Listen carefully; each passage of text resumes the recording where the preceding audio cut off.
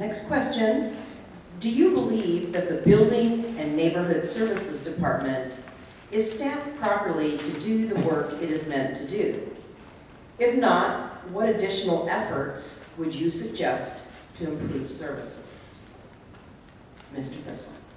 Well, as I stated earlier, I think a key position that we're missing is the manager of Building and Neighborhood Services. Unfortunately, that position was cut back during one of our budget turndowns or turnovers, whatever you want to call it.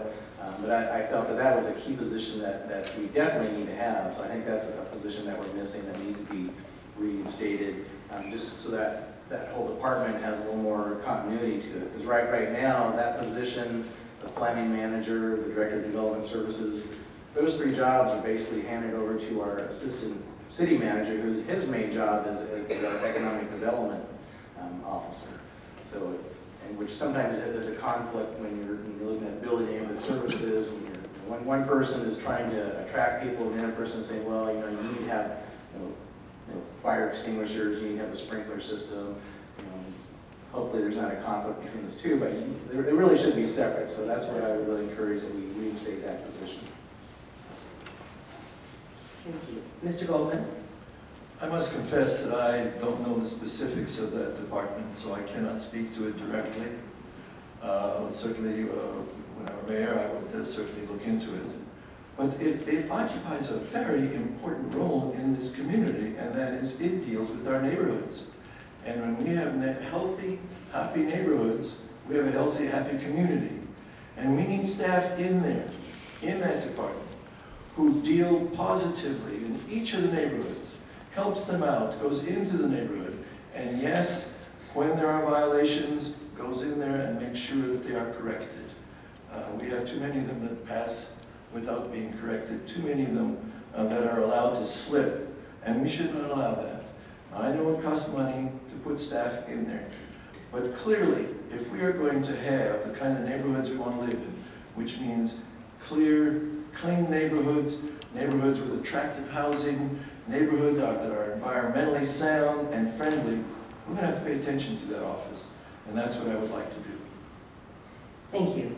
Mr. Haynes. Inspectors on the ground, properly trained, and a diverse workforce.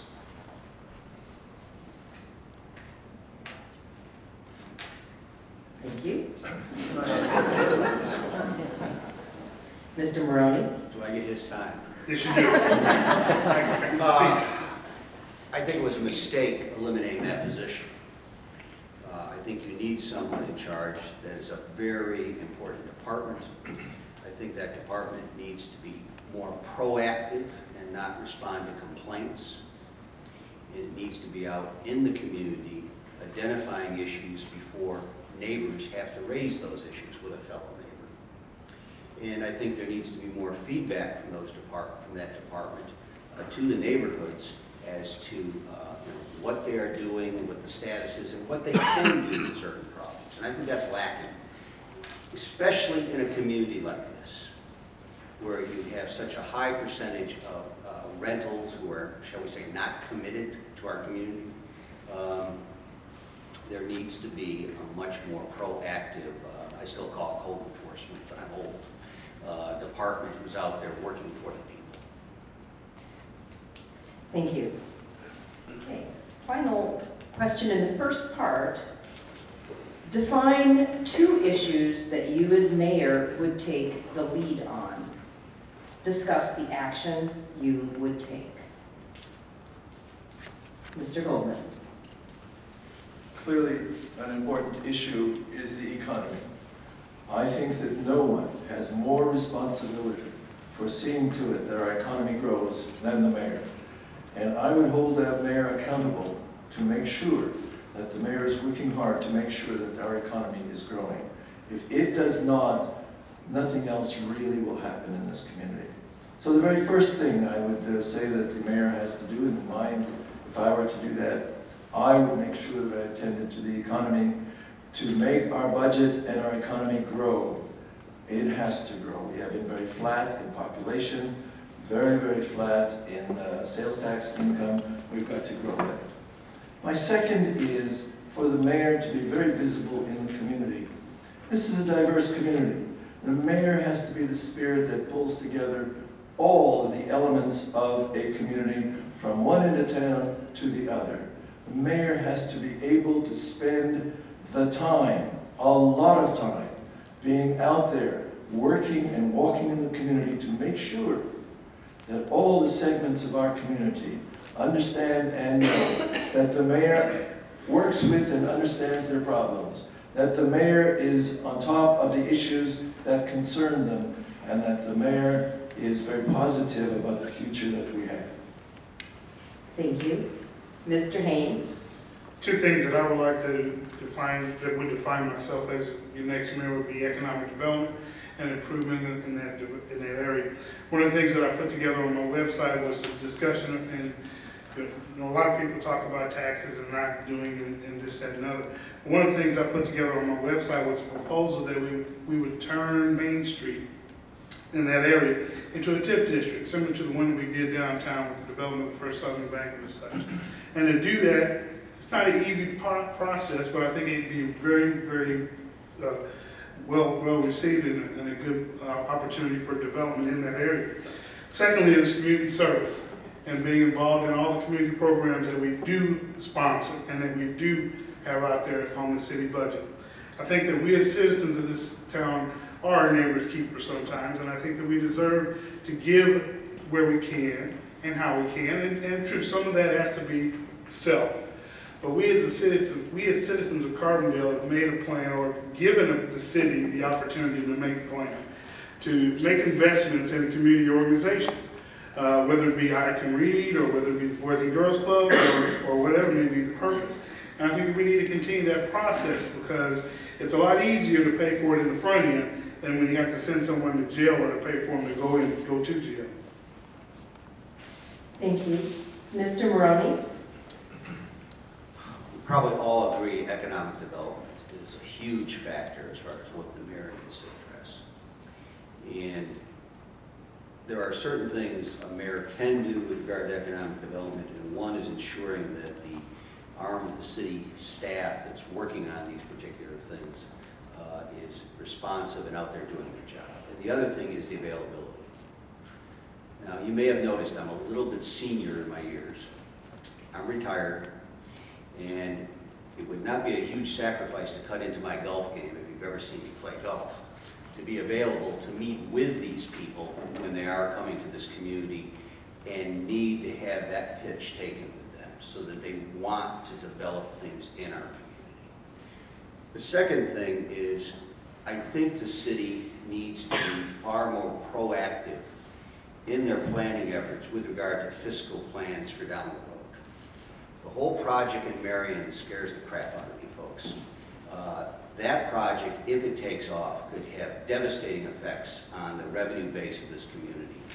And I think one of the first things I would do is ensure that the city gets involved in really analyzing and planning for the consequences of that project.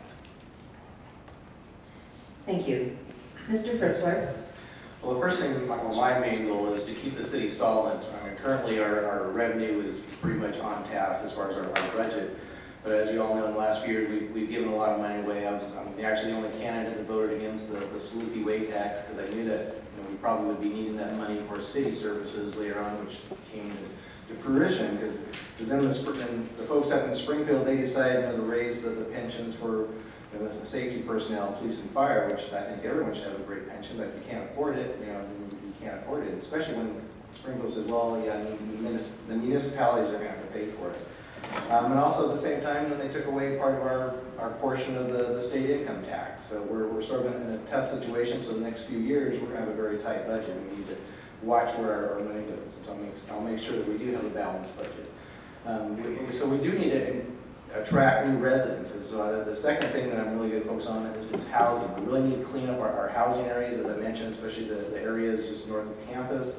So if we can clean those up, we can attract new residents to come here, whether students or non-students. That's what we need to do to increase our base. Because if we had obviously in the heyday there was 5,000 more students here. There was more businesses here. Because if there's students here, there's going to be more restaurants, more businesses, more bars. So that's what we need to do, is we need to make sure that we're attracting people to come to Carbondale. And then the third thing is just making sure that we're just have the protection of fire and police. Thank you. Thank you. Okay, I would like to make a comment. I thank the candidates for their responses for the first 8 questions. I failed to ask people to turn their cell phones off, and I do want to praise the audience because it's wonderful that we haven't been interrupted, so I applaud your self-constraint. So with that, we'll move into the second part, the shorter part, where each candidate here will be able to compose a question to ask of their fellow candidates. We're going to give them about 2 minutes. And then in turn, each candidate will read their question to their fellow candidates. Each candidate will have 1 minute to respond.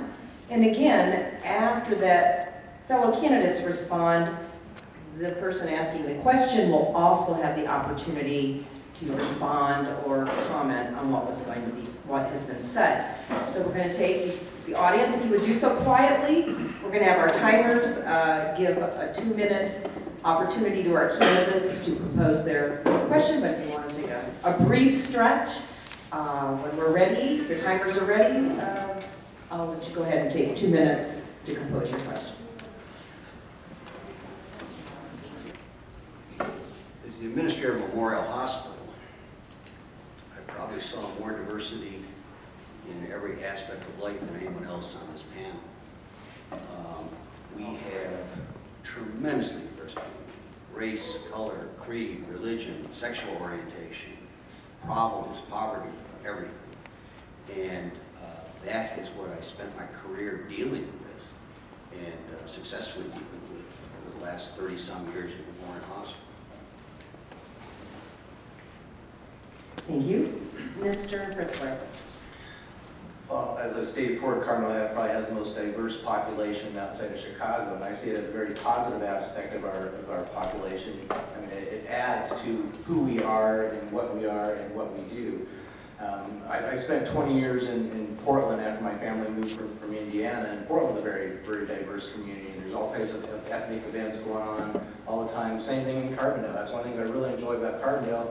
You know, every month it seems like there's a different ethnic organization putting on an event, a festival, a food fair, which I'll go anywhere for food.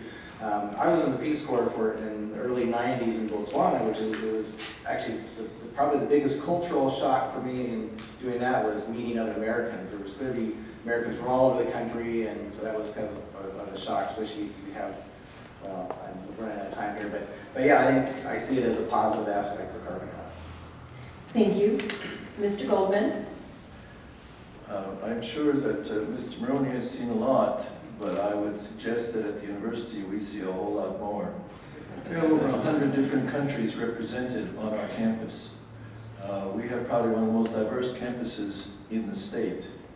And my job as chancellor has been to welcome them, to work with them, to attend their functions, and let me also say to see to the difficulties that they had in adjusting to living in the country. We were developing quite a bit. I will say one thing. It enriches the community when we have a community as diverse as Carbondale. It is truly a blessing that this community is enriched by the diversity that it has, including the diversity on the campus. Thank you. And Mr. Haynes, you can wrap things up. Well, thank you. I guess the twofold of that question, and I apologize, I probably should have included that, was also talking about our economic diversity and how this city is based upon different structures and things of that nature.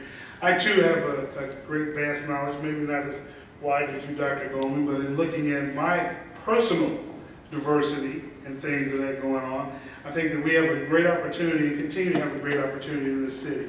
One who was born and raised here and who loves Carbondale. I'm truly blessed to be an individual who has prospered in my capacity of working and living in this town and participating in school, both at the elementary grade, high school, and at the college level. So I respect each and every level of our diversity here, and I think it's a great asset that we have that we need to continue to use and have out there.